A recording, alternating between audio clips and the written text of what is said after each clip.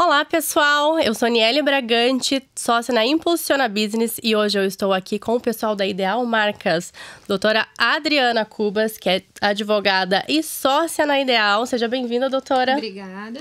Doutor Douglas Clow, que também é advogado e consultor na Ideal. Bem, Niele, obrigado pelo convite. Imagina, hoje nós estamos aqui para fazer um bate-papo. Bastante perguntas, né, doutora, de clientes. Sim. Qual a importância de registrar a marca? Por que eu devo registrar a minha marca? Tudo isso e muito mais.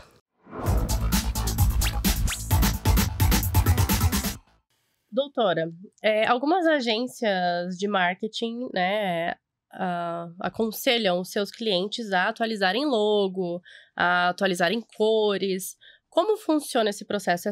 É só mudar? Eu preciso atualizar o INPI? Eu preciso entrar com um processo novo? Respondendo a sua pergunta, tem que atualizar junto à base de dados do INPI. Porque, assim, as agências de publicidade falam sempre para o cliente atualizar a logomarca, atualizar site, e nisso muda totalmente a versão já da marca registrada no INPI. É só atualizar dentro do INPI ou eu tenho que fazer um pedido novo?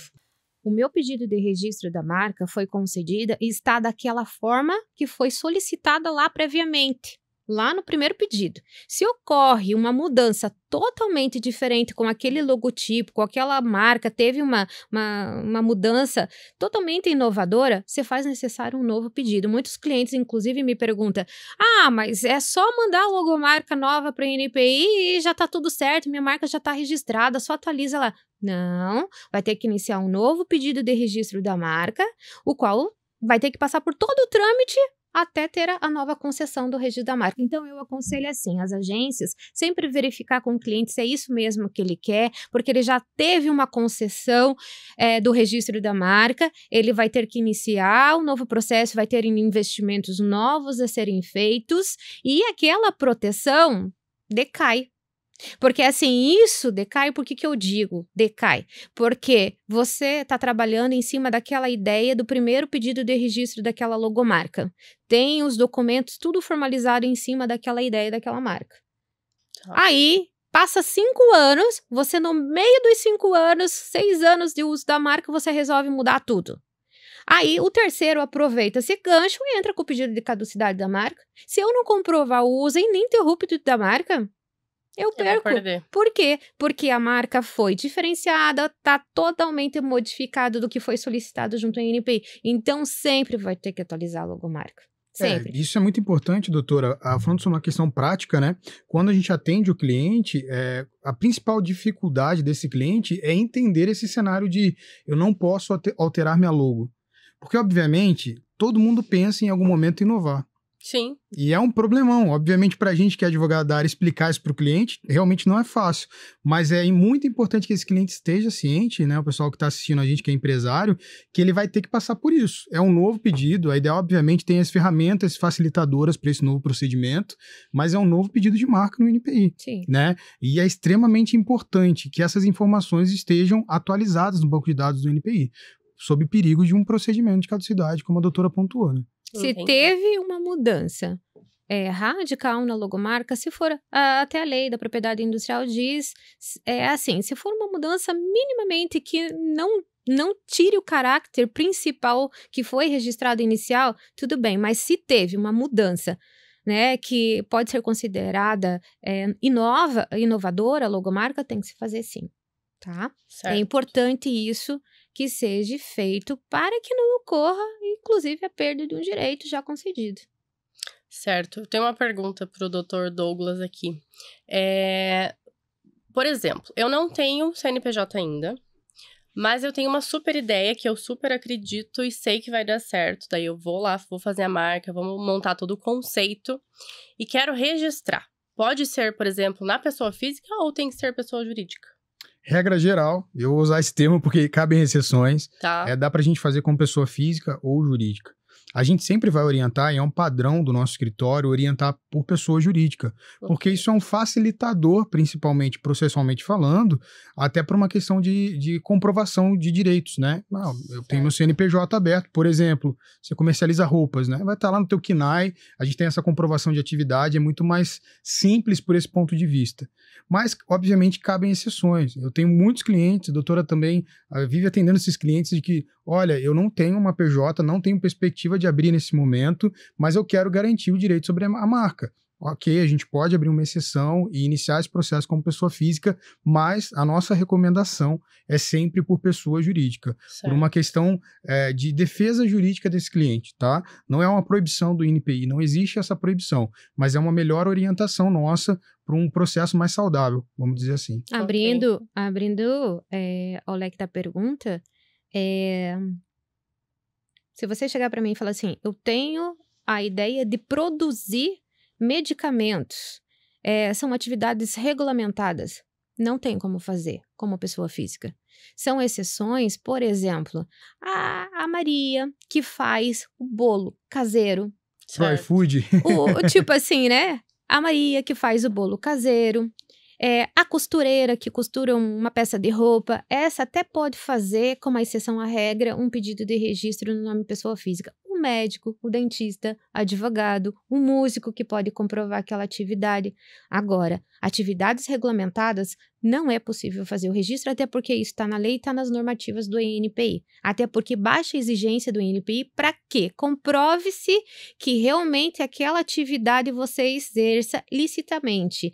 E se você não tiver os documentos, contrato social que você exerce, tudo, o teu processo é derrubado. Não vai prosseguir porque o INPI entende que você está fora das normas do INPI, das normativas federais, e enfim, não cabe. Quando a gente fala sobre uma marca, né, abrindo mais ainda o leque, doutor, quando a gente fala sobre um processo de marca, a gente precisa pensar em se defender do INPI e de um terceiro. Entendi. Sim. Então, isso é muito sério, porque se eu faço no CPF, por exemplo, fabricação de produtos químicos, e aí eu tenho um concorrente que tem uma pessoa jurídica e usa a mesma marca, certamente eu terei problemas com esse concorrente nesse tipo de argumentação. Sim. Até porque eu vou ter provas documentais que eu exerço a atividade, eu tenho que comprovar o uso efetivo, as licenças, todas para eu poder operar de forma legalizada, qual o terceiro, inclusive num processo, numa demanda que teve dentro do escritório, a gente sempre pautou numa defesa, a pessoa era pessoa física,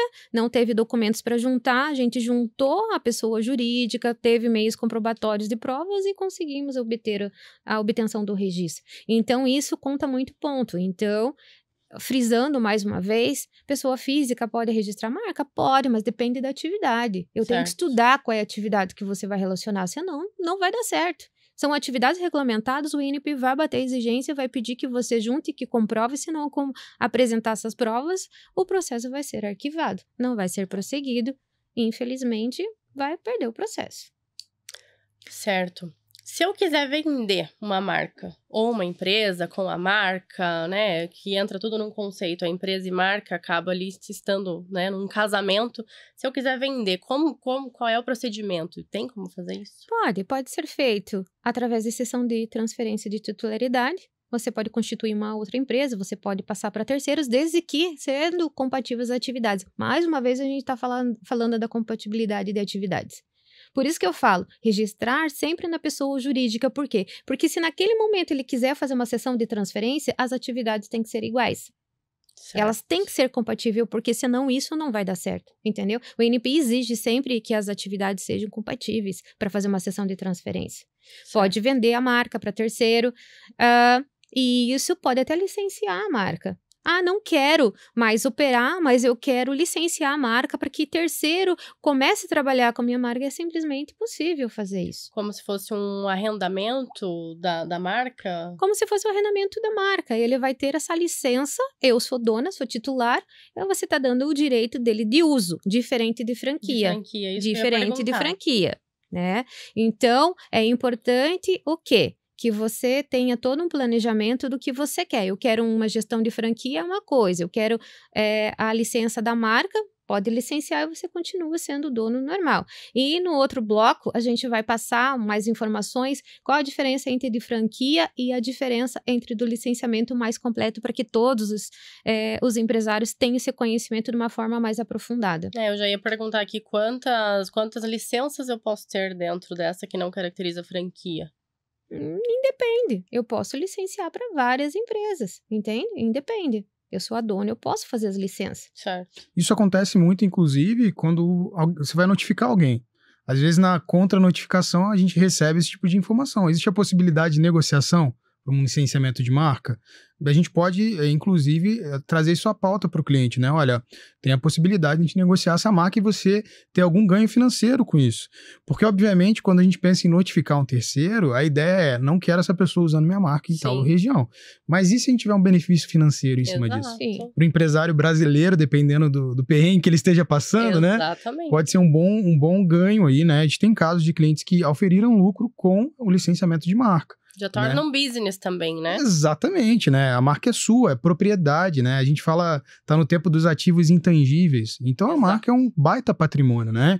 E poucos empresários se atentam para esse olhar, né? De que eu não tô só registrando uma marca, eu tô trazendo um patrimônio para minha empresa. Oferindo renda. Oferindo renda. A marca, ela não é só para proteger, eu vou registrar a marca para quê? Só para ter a exclusividade do registro da marca? Não. A partir do momento, se você não quiser mais operar necessariamente, você pode oferir renda, fazendo licenciamento da marca, fazendo a gestão de franquia e cuidando de toda essa gestão, entendeu? Hoje você tem empresas especializadas em valuation de marcas, né? Então o cara vai lá estudar todo o teu meio de mercado, teus clientes, a abrangência do teu trabalho e vai valorar a tua marca. Não, ela vale tanto e você pode negociar por tanto. Sim, tudo que você investiu, que você trabalhou ali, as pessoas que trabalham, enfim. Imagine uma marca com muito tempo de mercado, que está divulgando essa marca em âmbito nacional, com uma clientela já estabelecida, um empresário que tem dinheiro, que vai entrar no ramo. Qual é o interesse desse cara? Eu preciso ter algo estruturado. Sim. Então eu não vou gastar meu dinheiro em algo incerto. Qual a chance desse cara vender essa marca para esse mega empresário? É muito grande. Peraí, eu tenho possibilidade de negociar isso aqui. A marca já está concluída, já está registrada e aproveitando, né, doutor, o que acontece? Para fazer uma gestão de franquear a marca, muitos empresários correm aquele risco de já fazer todo esse projeto de gestão de franquia antes mesmo de a marca estar registrada. Eu já tive um caso de um cliente onde ele estava preparando tudo para fazer a gestão de franquia. Eu falei, não, toma cuidado, sem registrar. E qual é a segurança? Imagine para o franqueador, para o franqueado nesse contexto. Aí o que acontece? Ou mesmo com uma expectativa de direito. A expectativa de direito não vai dizer que você vai ter aquele registro da marca e já vai estar falando, porque você imagina...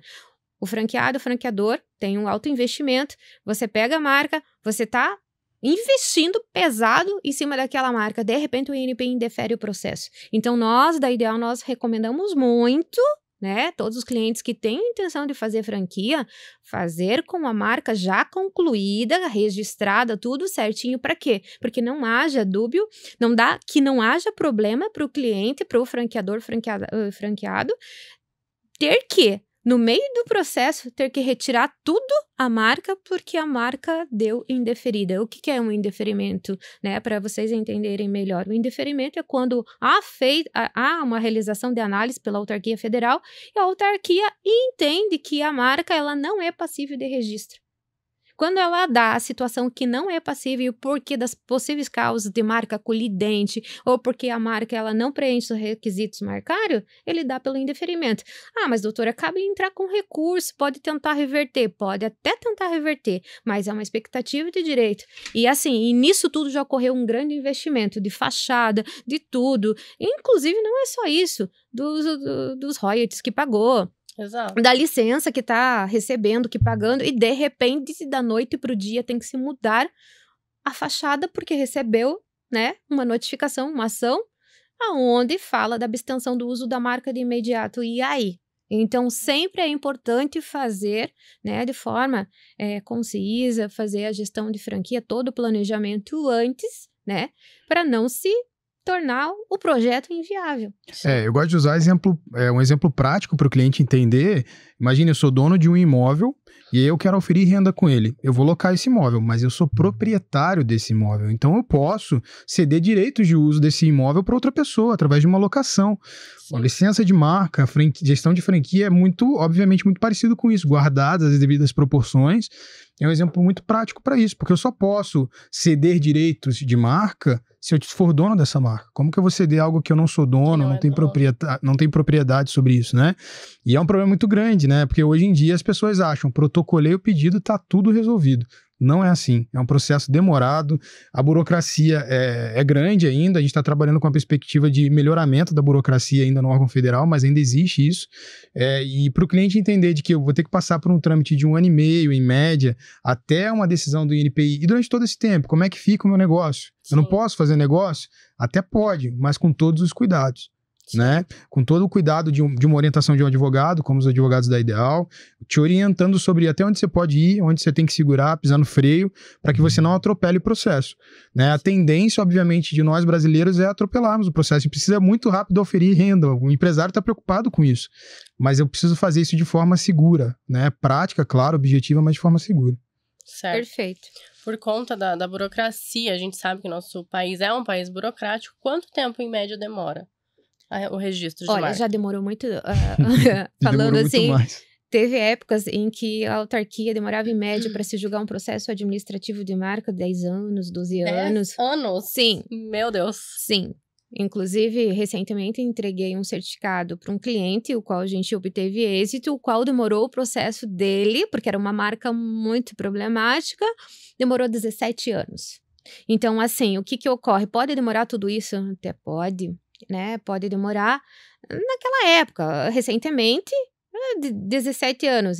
Agora, o que eu digo? Agora, o exame de mérito está mais rápido, está na média de 6 meses a 1 ano, 1 ano e meio. O processo é tudo online, né, doutor? Então, o processo é online, antes era via papel. Então, imagina, Sim. Agora já está sendo, assim, feito os processos, assim, de uma forma mais eficiente e mais rápida pela autarquia, né? A tendência é sempre melhorar, mas a média processual de andamento processual é de, no máximo, 1 ano e meio aí, quando tem algumas objeções, quando tem alguns empecilhos no decorrer do andamento do processo, teve uma oposição, teve contrarrazões, teve recurso para fazer, enfim, aí demora-se um pouco mais no julgamento. Mas se não tiver impedimento nenhum e o processo for andado sem oposição, sem nada, a média processual de 1 ano e meio, podendo chegar a 8 meses, aí tá saindo os registros de marca, as decisões. De 17 anos para até 1 ano e meio, tá ótimo, né? Poxa. Tá ótimo. Isso é a média, né? Sim, sim.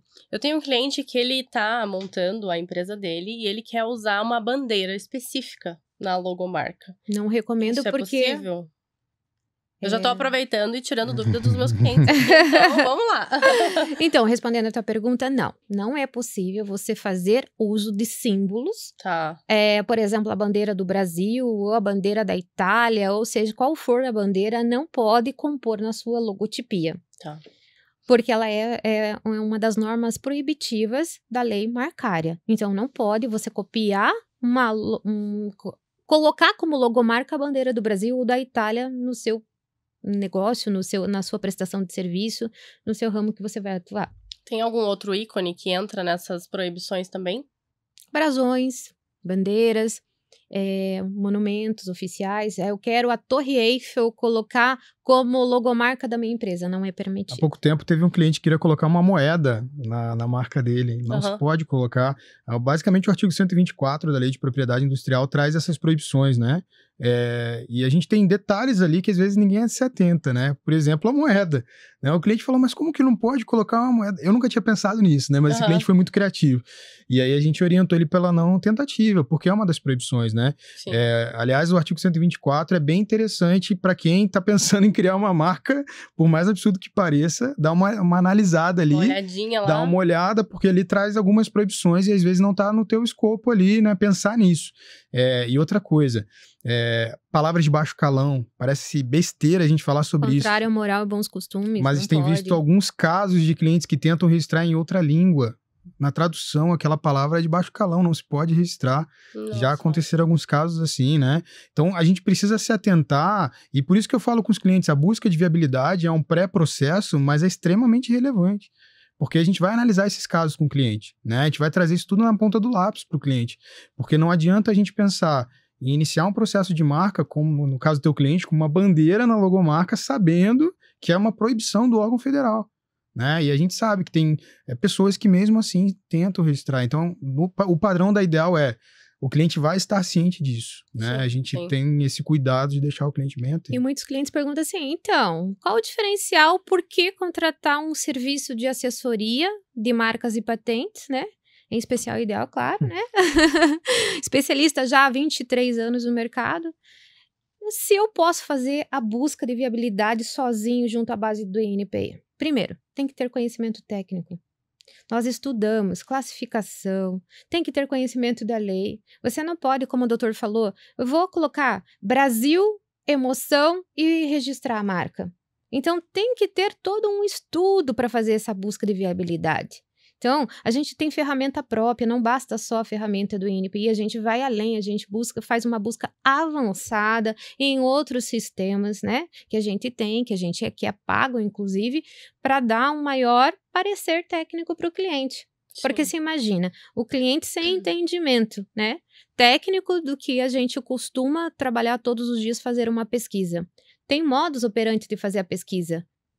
Por radical, por exata. Se ele não sabe fazer a pesquisa, ele vai colocar a palavra inteira e não vai saber distinguir. O INPI pode ir lá, nada foi encontrado com essa pesquisa realizada, mas a forma que ele faz essa busca deu nesse parecer. Só que a forma que a gente faz a pesquisa pode aparecer sim.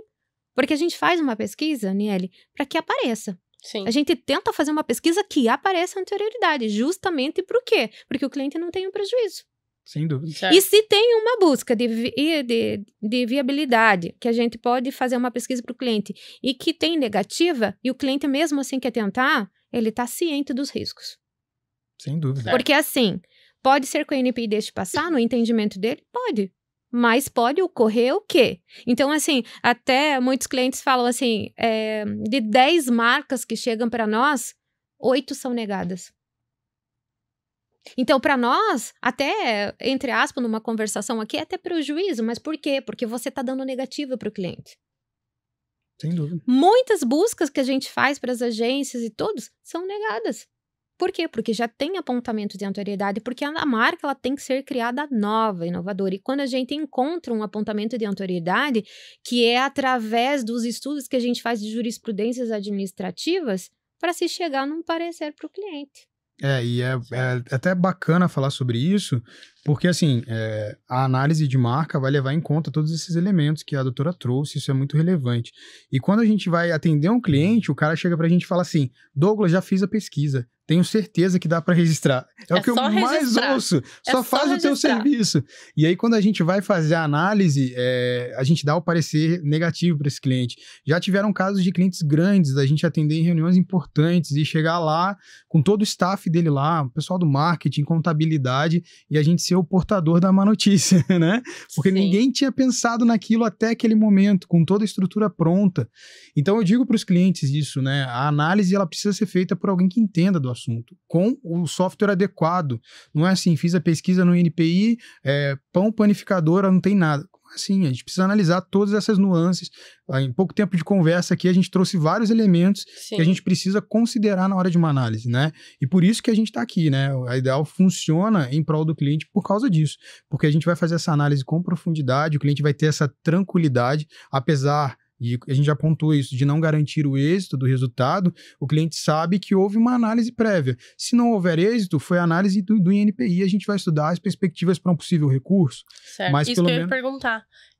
Quando, por exemplo, não tem 100% de êxito, qual que é o procedimento para isso? Qual o suporte que a Ideal dá para esse cliente? Nós damos garantia do nosso trabalho. Se o INPI indefere o processo do cliente, porque por ele examinado o processo, nós damos o crédito para o cliente depositar uma nova marca sem custo conosco. Certo. E isso é feito, inclusive, em contrato com o cliente. Justamente por quê?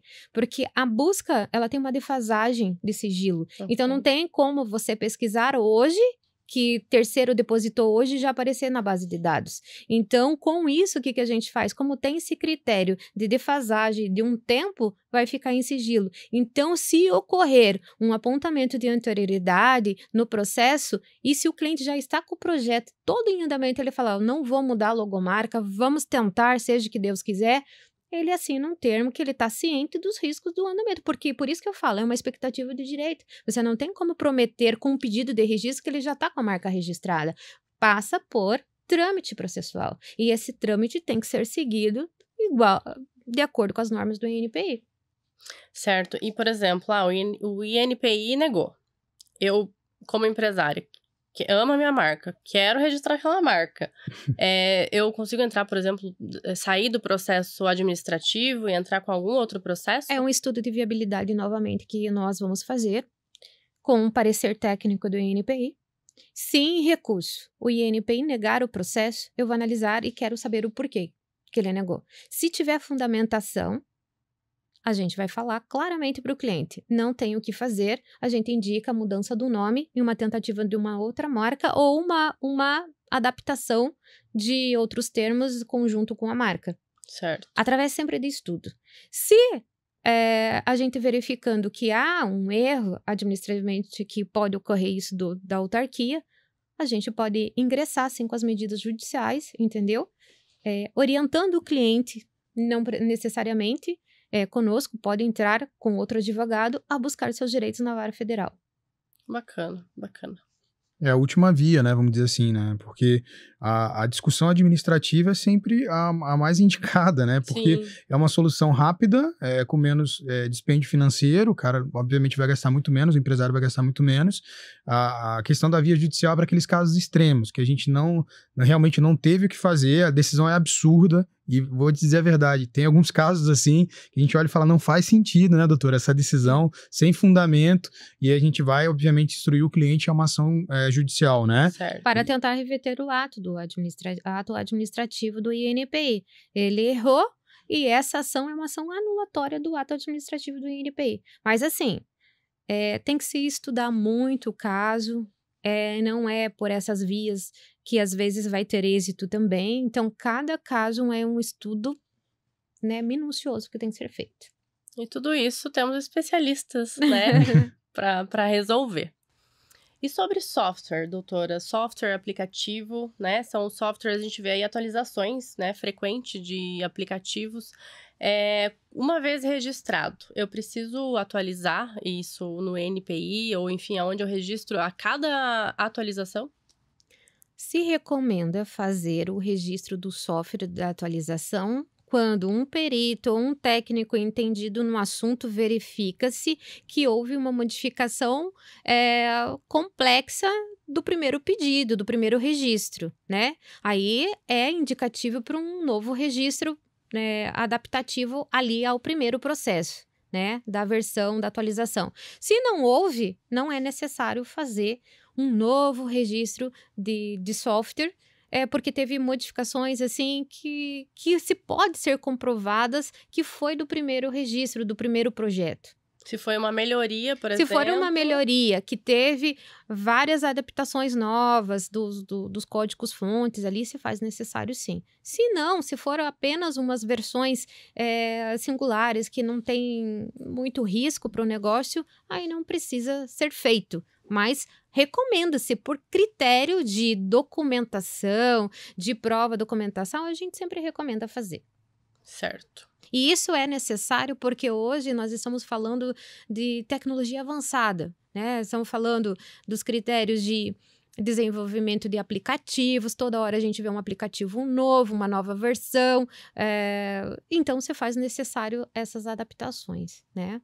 E o registro do software, ele tem uma validade de 50 anos, né? Então, ele tem uma validade de 50 anos. E é internacional, né? Isso que é legal. Então, vale a pena fazer o registro do software, entendeu?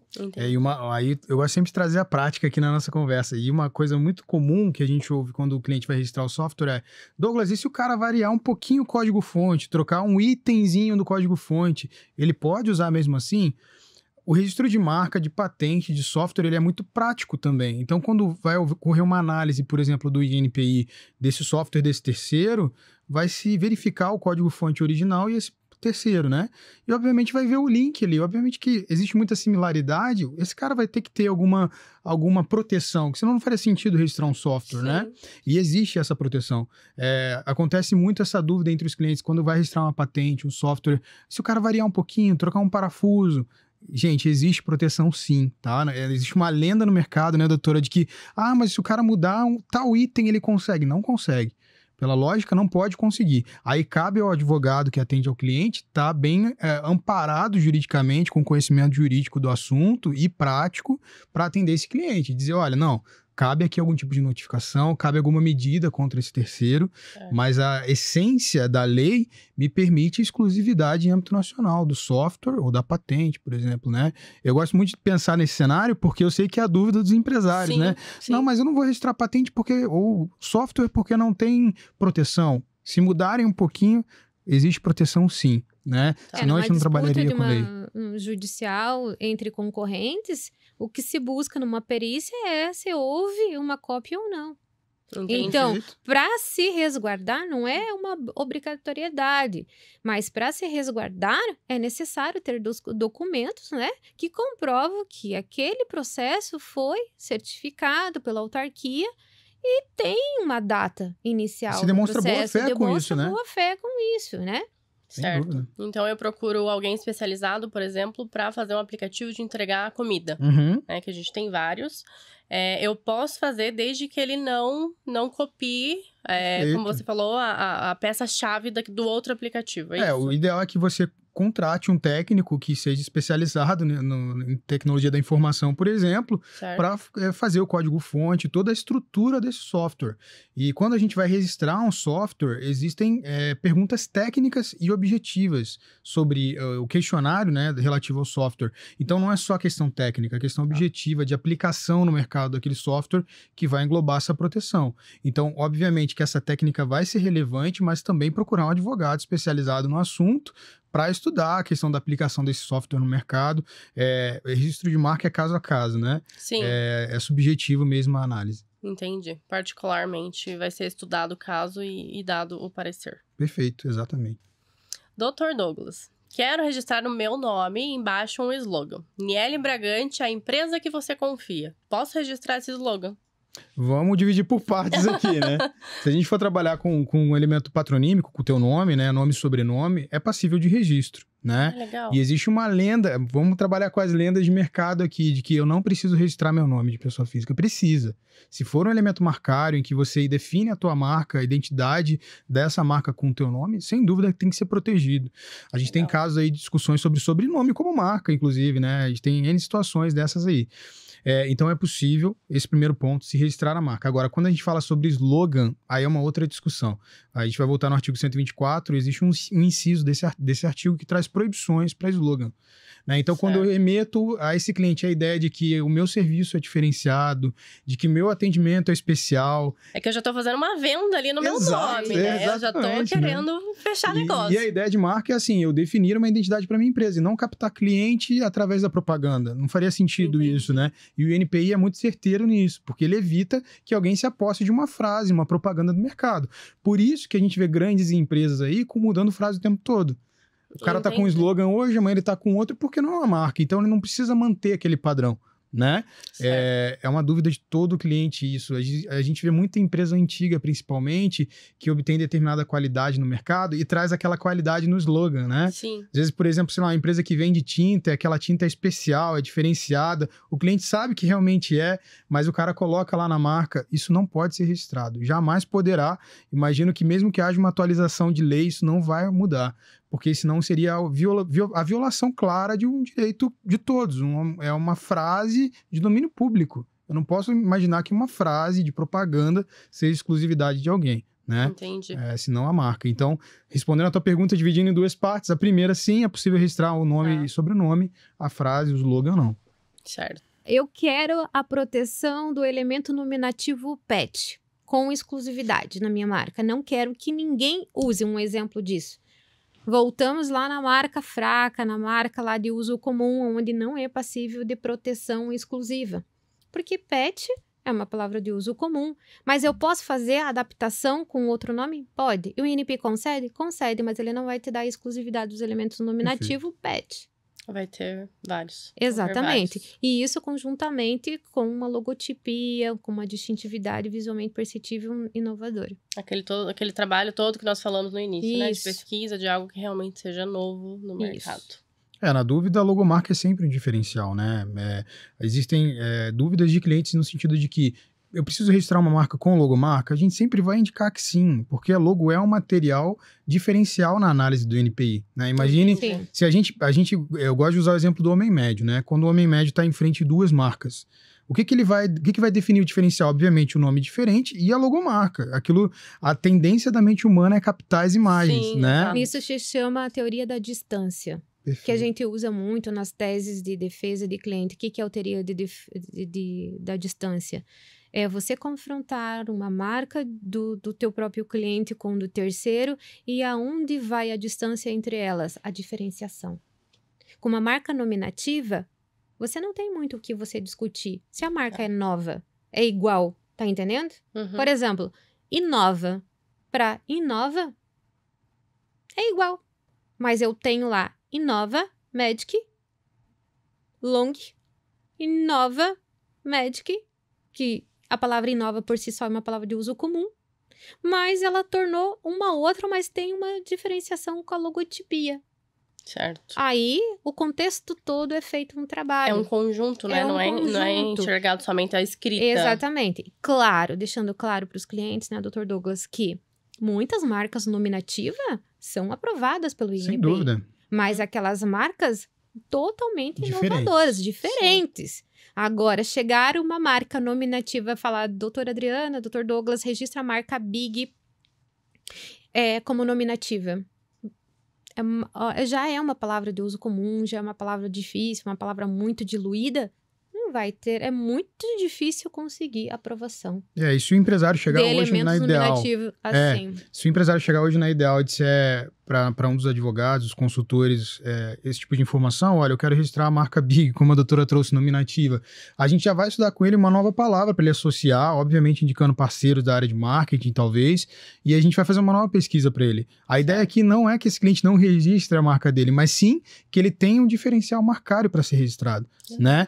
Porque eu sei que tem muito empresário que fica deprimido quando a gente dá um parecer negativo. Faz parte do nosso trabalho, mas a perspectiva é pensar num bem maior, né? Daqui a 1 ano e meio, a gente, como advogado da área, quer entregar um certificado registrado, né? Por 10 anos, e essa pessoa tem um bem na mão dela que vale dinheiro também, né? Além da proteção marcária. E para falar dessa diferenciação entre marca nominativa e marca mista, nós vamos exemplificar de forma bem rapidinha para o cliente entender, para o empreendedor também entender. Mas o que é logotipo? O que é?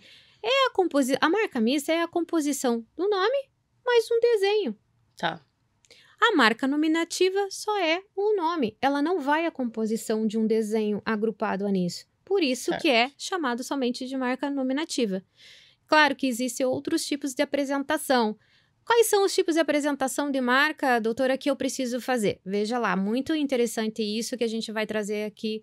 É o seguinte, o cliente ele usa uma logomarca separada, ele usa a marca nominativa e ele usa de diversas formas aquele logotipo dele.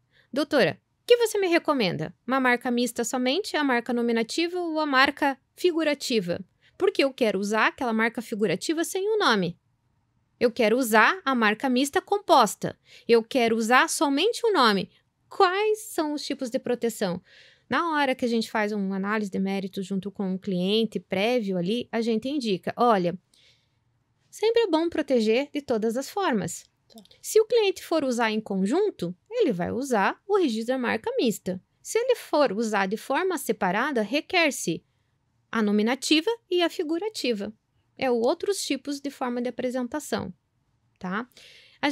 Pouco se fala hoje em dia da marca tridimensional, que eu vou trazer a exemplo aqui do batom, da marca Torrone, né?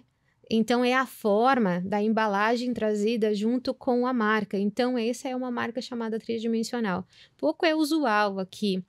As marcas mais disputadas são a marca nominativa, figurativa e mista. As marcas tridimensional existem, mas com o passar do tempo tá meio que poucas são solicitadas assim.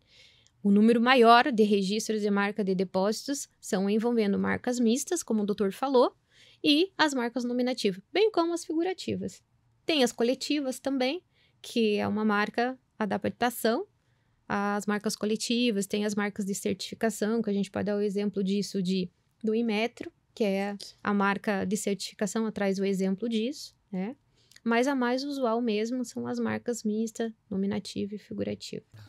Doutora Adriana, doutor Douglas, muito obrigada pela disposição de vocês em virem até aqui tirar Prazer. as nossas dúvidas. Né? Eu tinha várias dúvidas, tenho certeza que foi esclarecedor para os nossos telespectadores. Sim. Se vocês gostaram do conteúdo, curta aqui, compartilhe. Conhece alguém que precisa desse conteúdo? Já coloca ali no aviãozinho e envia para eles. Ou se você tem mais dúvidas, só deixar nos comentários que com certeza teremos o próximo. Com Sim. certeza, estamos à disposição para um novo bate-papo aqui, que foi bem interessante. Obrigado, Nelly. Muito obrigada. Nós que agradecemos. Conte conosco. Até a próxima. Até a próxima. Até.